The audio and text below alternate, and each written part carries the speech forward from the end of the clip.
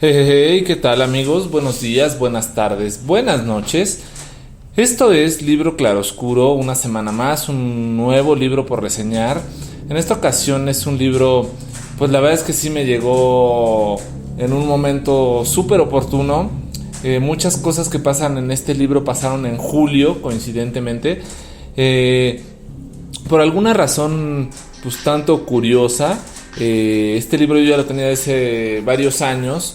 Me llamó la atención el título y apenas me di la oportunidad de acercarme a él. Muchas veces tenemos por ahí libros guardados que atesoramos y atesoramos, y este libro me llamó mucho la atención. Una, el título; dos, el prólogo que viene de Patrick Modiano. Leí la contraportada en aquel momento y dije, híjole, es un libro más sobre cuestiones nazis. No sé si vaya a ser lo que yo había pensado que era, pero bueno, me decidí a leerlo con mucho gusto. Lo empecé exactamente hace 8 días. He estado un tanto saturado de proyectos y actividades esta semana, pero bueno, eso nunca quita tiempo para una buena lectura. La disfruté muchísimo, tanto en el metro, tanto en la casa, tanto en la calle, donde tenía oportunidad de leerlo. Pues lo disfruté mucho. Este libro se llama Una librería en Berlín. La autora es Françoise Frenkel. Esta polaca, nacida en 1889, pudo publicar este libro en 1945. Viene esta publicación pues ya recuperada desde muchos años posteriores en una edición que encontraron por ahí en Francia, perdida. Patrick Modiano le llamó la atención, apoyó el proyecto y pudo salir este libro. Y para nosotros lo trajo Seix Barral, un libro de 293 páginas, y salió en el 2015 en Ediciones Gallimard por Frédéric Maria, y para el 2017 en Editorial Planeta en Barcelona, pues bueno, en este caso para Seix Barral. Entonces fue un libro publicado en 1945 y recuperado hasta el 2015. La verdad es que es un gran libro, me gustó mucho. Y bueno, François narra un poco la historia de su librería. En algún momento dicen que fue círculo de escritores franceses que vivían o pasaban por Berlín. Entonces era una visita obligada de todos los escritores franceses que andaban por allá. Entonces se presume que Vladimir Nabokov, a pesar de no ser francés, obviamente, sino ruso, pues buscaba un poco de esta literatura francesa, que quizá en esa época en Europa pues llamaba mucho la atención. Me refiero en esa época entre 1930 y 1940. François desde niña tuvo el apoyo de sus padres por los libros. Aunque nació en Polonia, se fue a estudiar a la Sorbona en París, y en su momento con su esposo pues no pudo encontrar bueno, decidieron hacer una librería, pero previo a esto, en un viaje que hizo a Berlín, pues no pudo encontrar un solo libro en francés. Pues en el consulado, cuando tenía este proyecto de hacer esta librería francesa, la desincentivaron un poquito, pero pues lo hizo para 1921. Pudo hacer esta librería y tuvo que mudarla a una zona un poquito más comercial, pues por el éxito comercial que tuvo, ¿no? En Alemania era increíble encontrar libros en francés y las publicaciones que tenía la literatura francesa en aquellas épocas.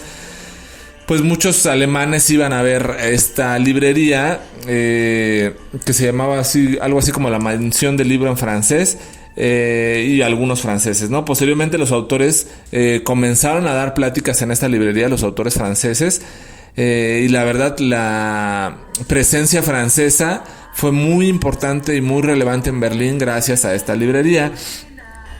Pues como sabemos, o bueno, más o menos un poco de historia, pues se venía esto de la Segunda Guerra, y entonces la policía alemana empezó un poquito a restringir la distribución y venta de ciertos libros, autores, por estar en contra del régimen, ¿no? Entonces pues las salidas de Alemania, pues sin una aparente razón, pues empezaron así como que a llamar la atención de la policía del régimen.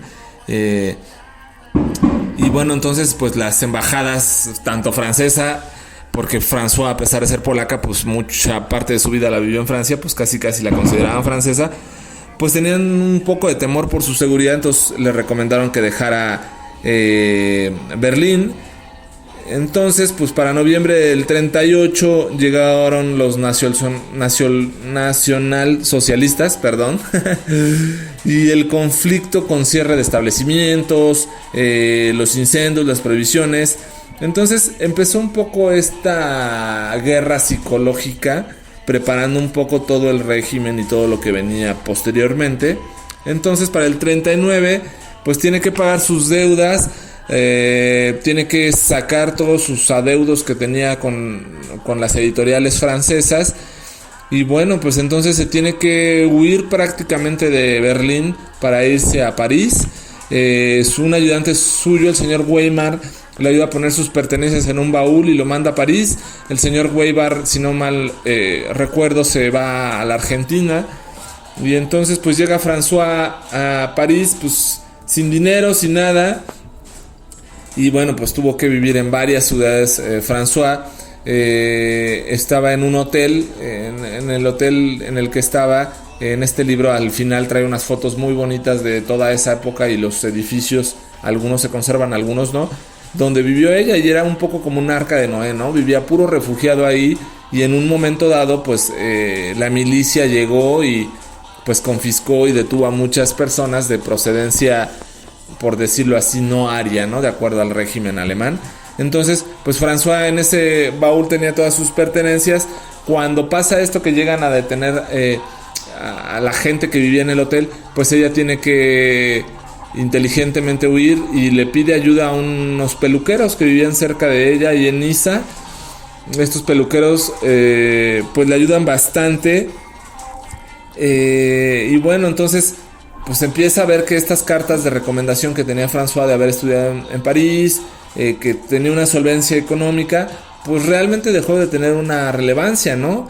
Realmente la relevancia ya empezaba a ser tu origen, ¿no? Entonces si tenías un origen judío, pues ya estabas un poco marcado, ¿no? Y bueno, pues como decía, ya viviendo en la casa de los señores Marius, el señor y la señora Marius, en esta parte saboyana de Francia, pues tuvieron a bien ayudarla, apoyarla, y entonces pues trataba de no pasar apercibida, tenían como un lenguaje secreto en el cual si había una visita indeseada, pues esta François se tenía que esconder como en un closet para que ya llegaran los militares, hicieran su revisión. Y bueno, entonces pues muchas veces, o en esta ocasión, tuvo que dejar la casa de los señores Marius ante la posibilidad pues de ser descubiertos, ¿no? Ya estaban los rumores de que ciertas personas refugiaban o guardaban a personas que pues estaban, por decirlo así, contra el régimen. En el caso de François no estaba contra el régimen, sino nada más se presumía que su origen judío pues era contra el régimen, ¿no? Como sabemos en esta época nazi. Entonces tiene que ir a un castillo. En este castillo las personas que vivían ahí por temor pues son avisados por la policía. Tiene que huir François. Y bueno, entonces en mil y un líos para esconderse, refugiarse y tratar de huir, François finalmente consigue llegar a la frontera con Suiza. El guía o la persona que las iba a llevar a salir de Francia para cruzar la frontera a Suiza ya la tenían a la vista, por decirlo, Suiza. Pues los atrapa la milicia francesa y también con algunos de la Gestapo alemana, y entonces son retenidos y bueno, es llevada prisionera.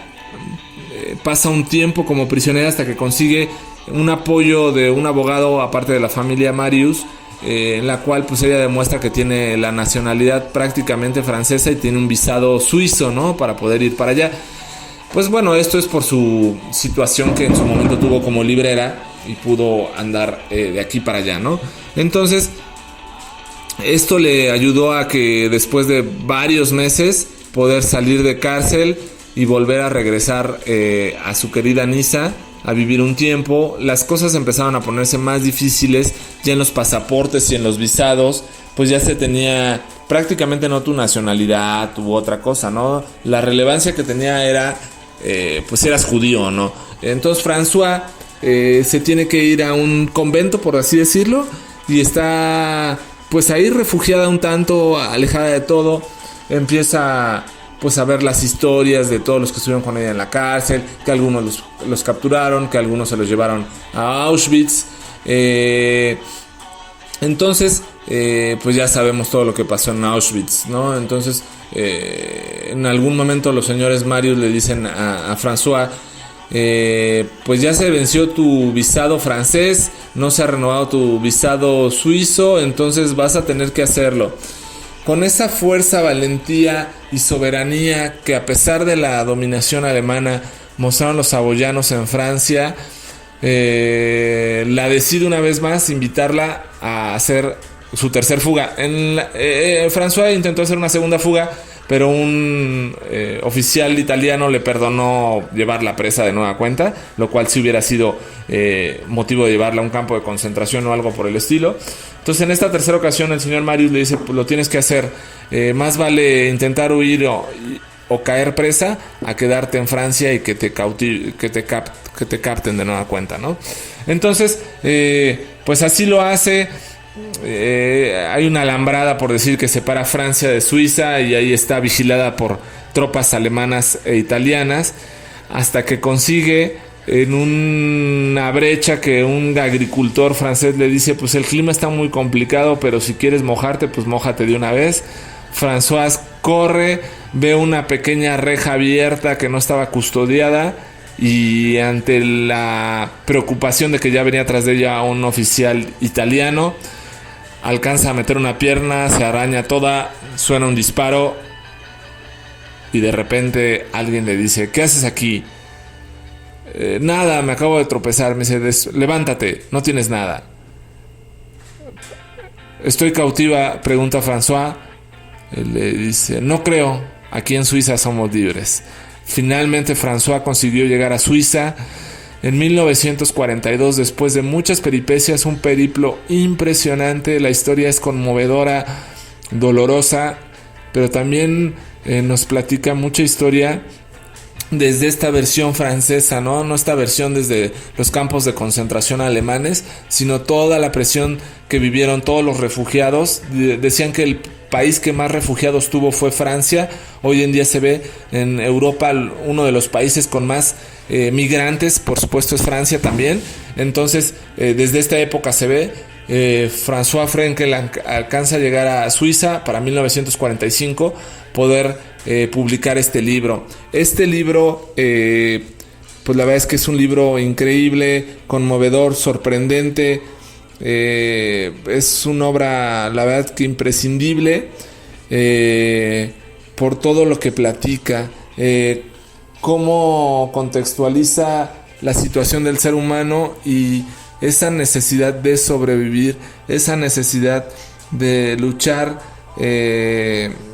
por la vida misma.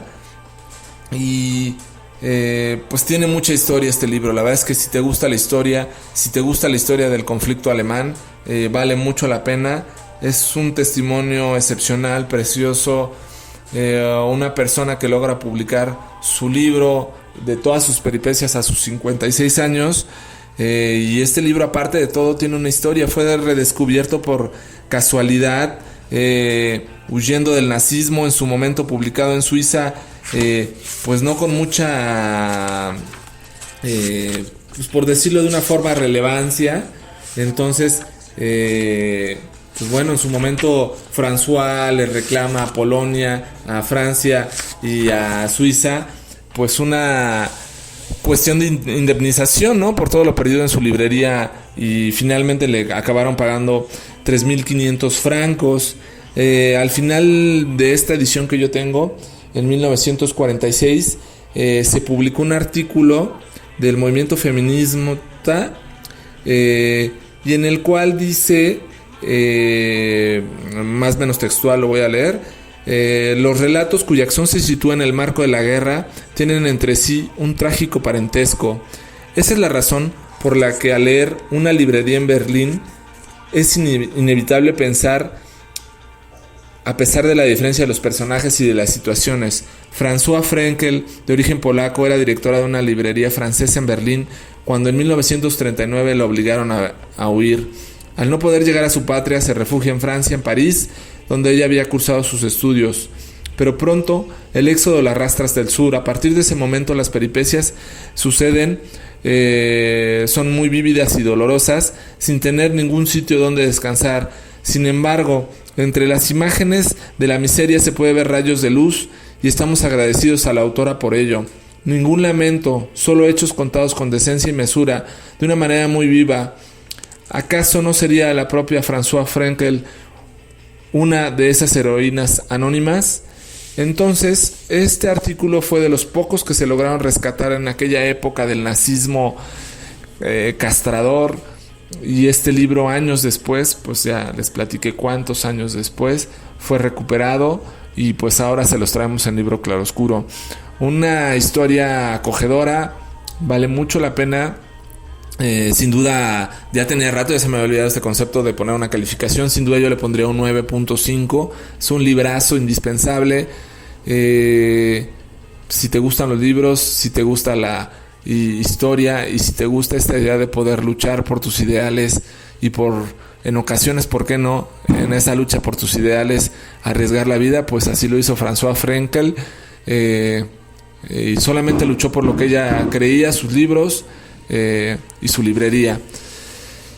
Y bueno, pues esto fue el libro claroscuro. Me dejó un poco, pues sí, cautivado este libro. En ocasiones lo que yo les podría reseñar no puede ser tan elocuente como las palabras mismas impresas, pero cuando es un libro tan grande y tan vasto como el que ahora les presentamos, es una invitación dada y directa para que se acerquen, lo busquen, lo lean y por supuesto, igual que nosotros, lo recomienden a sus amigos, conocidos, familiares, o sea motivo de un excelente regalo. Espero que se acerquen a él y que no dejen de escucharnos como siempre. Les agradecemos su atención. Pues esto fue el libro claroscuro. Yo soy Pavel. Buenos días, buenas tardes, buenas noches.